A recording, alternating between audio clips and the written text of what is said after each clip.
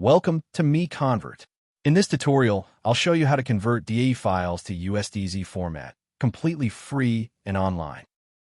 Open your browser and search for DAE to MiConvert.com.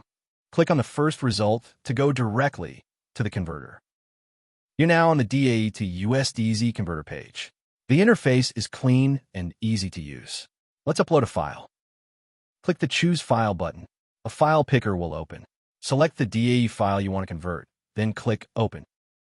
Your file is loaded and ready.